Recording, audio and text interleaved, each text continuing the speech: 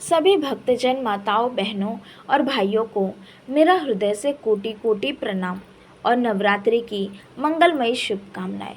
माँ दुर्गा की असीम कृपा आप सभी के जीवन में सुख, समृद्धि, स्वास्थ्य और आनंद का सागर प्रवाहित करे, यही मेरी प्रार्थना है।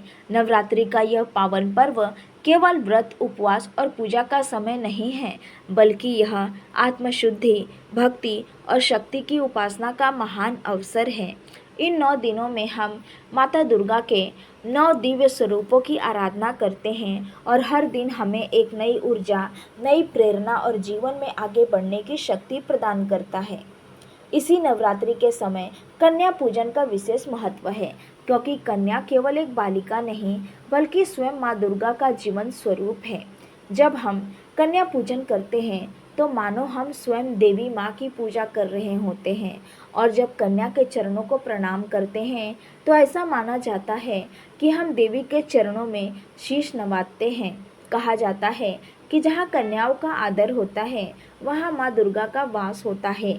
यही कारण है कि नवरात्रि में चाहे कितनी भी भव्य पूजा क्यों न की जाए, चाहे कितनी ही आरतियाँ और भजनों का आयोजन क्यों न हो, लेकिन जब तक कन्या पूजन न किया जाए तब तक वो पूजा अधूरी मानी जाती है। कन्या पूजन केवल एक परंपरा नहीं है, यह माँ दुर्गा की आज्ञा है और माँ की प्रसन्नता प्राप्त करने का सबसे सरल और प्रभावी मार्ग है। भक्तजनों, अब मैं आपको वो पौराणिक कथा सुनाती हूँ जिससे कन्या पूजन की महिमा और महत्व प्रकट होता है। यह कथा अत्यंत प्राचीन और भावनात्मक है। बहुत समय पहले जब असुरों का आतंक दिन प्रतिदिन बढ़ता जा रहा था, तब देवता भी भयभीत होकर इधर उधर भटकने लगे। महिषासुर नाम का असुर इतना बलवान हो गया था कि उसने देवताओं को स्वर्गलोक से निकाल बाहर किया। चारों ओर अन्याय और अत्याचार का वातावरण था। देवता निराश होकर ब्रह्मा, विष्णु और महेश के पास पहुँचे और उनसे विनती की कि हे प्रभु, अब हमारी रक्षा कीजिए, क्योंकि असुरों का आतंक इतना बढ़ गया है कि हम अकेले उसका सामना नहीं कर पा रहे हैं। देवताओं की व्यथा सुनकर त्रिदेव ने अपना अपना तेज प्रकट किया। उस दिव्य तेज का संगम हुआ और उससे एक अद्वितीय स्त्री स्वरूप प्रकट हुआ। उस स्वरूप की आभा इतनी दिव्य और तेजस्वी थी कि उसका वर्णन करना भी कठिन था। वही थी आदिशक्ति माँ दुर्गा। उनकी आंखों में अग्नि की ज्वाला थी, उनके चेहरे पर करुणा और ममता, उनके स्वरूप में दया और शक्ति दोनों झलकी थी। देवताओं ने माँ दुर्गा का अभिषेक किया और अपने अपने दिव्य अस्त्र शस्त्र उन्हें प्रदान किए। शिवजी ने त्रिशूल दिया, विष्णु ने सुदर्शन चक्र दिया, वरुण ने शंख दिया, वायु ने धनुष और बाण दिया, इंद्र ने वज्र प्रदान किया और अग्नि ने शक्ति दी और हिमालय ने उन्हें सिंह वाहन दिया। माँ दुर्गा इस प्रकार सुसज्जित होकर असुरों के विनाश के लिए प्रस्थान कर गई। महिषासुर ने जब देखा कि एक स्त्री युद्ध के लिए चली आ रही है तो वह हंस पड़ा। उसने सोचा कि यह तो मेरे लिए अत्यंत सरल शिकार होगा, लेकिन माँ दुर्गा के आघात से उसकी पूरी सेना थर्रा उठी। 9 दिनों तक दोनों के बीच भीषण युद्ध हुआ। कभी महिषासुर विभिन्न रूप धारण करता, कभी हाथी बनता, कभी भैंसा, कभी सिंह, लेकिन माँ दुर्गा हर बार उसके छल और बल को परास्त कर देती। अतः नवमी के दिन माँ दुर्गा ने महिषासुर का वध किया और संसार को उसके आतंक से मुक्त कराया। उस दिन देवताओं ने आकाश से पुष्प वृष्टि की और माँ दुर्गा की महिमा का गान किया। लेकिन उसी समय माँ दुर्गा ने देवताओं से कहा कि मेरी विजय का श्रेय केवल मेरे अस्त्रों या पराक्रम को मत दो। यह शक्ति तो मूल रूप से नारी शक्ति है। नारी ही सृष्टि की जननी है, नारी ही पालन करता है और नारी ही संहारक भी है। यह अतः यदि कोई वास्तव में मेरी पूजा करना चाहता है तो उसे कन्याओं की पूजा करनी होगी, क्योंकि कन्याएं मेरे ही रूप हैं। उनके चरणों में असीम शक्ति है, उनके मुखमंडल में दिव्य आभा है और उनके हृदय में पवित्रता का सागर है। जो कन्या पूजन करता है वही वास्तव में मेरी पूजा करता है और वही मेरी कृपा का पात्र बनता है। इसके बाद से ही कन्या पूजन की परंपरा प्रारंभ हुई।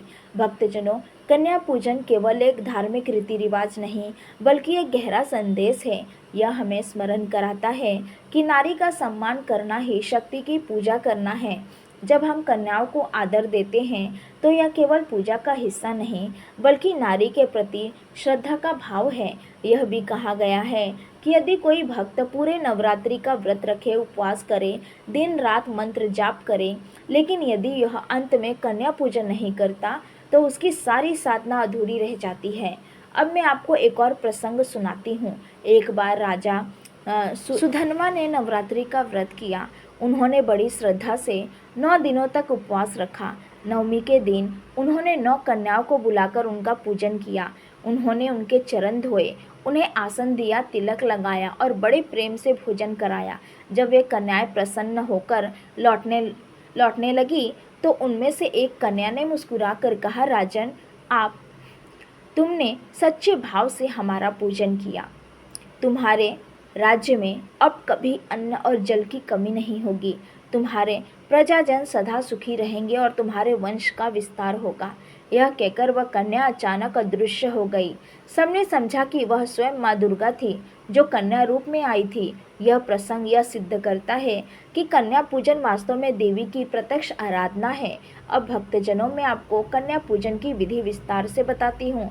नवरात्रि के अष्टमी या नवमी के दिन प्रातःकाल स्नान करके शुद्ध वस्त्र धारण करें और घर में पूजा स्थल को स्वच्छ करें।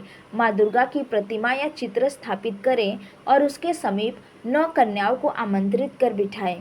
उनकी आयु 2 से 10 वर्ष तक होनी चाहिए।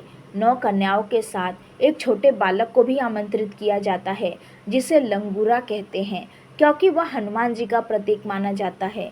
सबसे पहले उनके चरण स्वच्छ जल या गंगा जल से धोए, फिर उनके पैरों में रोली या अक्षत अर्पित करें, उनके मस्तक पर तिलक करें और उनके हाथ में फूल और अक्षत देकर उन्हें माता का स्वरूप मानकर प्रणाम करें। इसके बाद उनकी आरती उतारें। अब उन्हें आदर पूर्वक भोजन परोसे। पारंपरिक रूप से काले चने, पूरी और सूजी का हलवा बनाकर खिलाया जाता है। भोजन करते समय ध्यान रखें कि उन्हें प्रेम और श्रद्धा से परोसे। जब कन्याएं तृप्त होकर भोजन कर ले तब उन्हें दक्षिणा, उपहार या वस्त्र दे और उनके चरण स्पर्श कर आशीर्वाद प्राप्त करें। अब बात आती है इस पूजन का फल क्या है।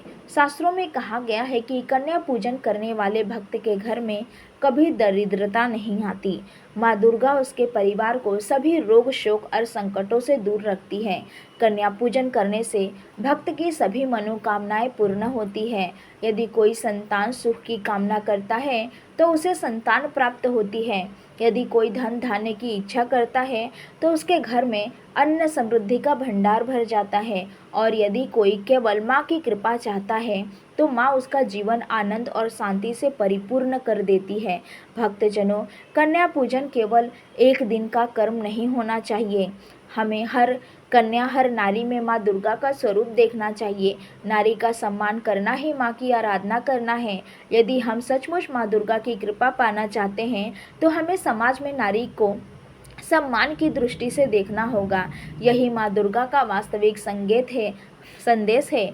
तो आओ इस नवरात्रि हम सब संकल्प लें कि कन्या पूजन केवल एक रस्म न रहे बल्कि यह हमारे जीवन का आदर्श बने। हम हर कन्या को माँ का अंश मानकर उसका आदर करेंगे, उसकी रक्षा करेंगे और उसके प्रति सदैव श्रद्धा भाव रखेंगे।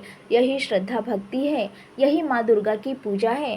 हे भक्तजनों, अब जब आपने यह कथा सुनी और कन्या पूजन की विधि तथा फल जाना तो इसे अपने जीवन में अपनाएं। माँ दुर्गा आप सभी पर अपनी कृपा बनाए रखे, आपके घर आंगन में समृद्धि से भर दे और आपके जीवन को सुख और शांति से आलोकित करे। हे श्रद्धालु भक्तजनों, इस पावन कन्या पूजन कथा को सुनकर हमें यह स्मरण रखना चाहिए कि नारी में ही शक्ति का सर्वोच्च स्वरूप विद्यमान है और हर कन्या में माता दुर्गा का दिव्य रूप छिपा है। उनका आदर करना, उनका सम्मान करना, यही सच्ची भक्ति और माँ दुर्गा की आराधना है।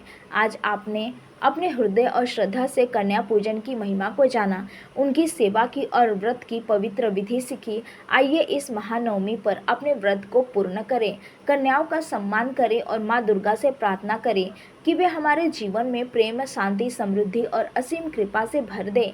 माँ का आशीर्वाद हमारे घर आंगन में हमेशा बना रहे और हमारे जीवन को उज्जवल करे। यदि यह कथा आपके हृदय को छू गई हो तो इसे अपने प्रियजनों के साथ साझा करें, लाइक करें और हमारे चैनल को सब्सक्राइब करें ताकि और अधिक लोग इस पावन कथा का लाभ प्राप्त कर सके। जय माता दी, जय माँ दुर्गा।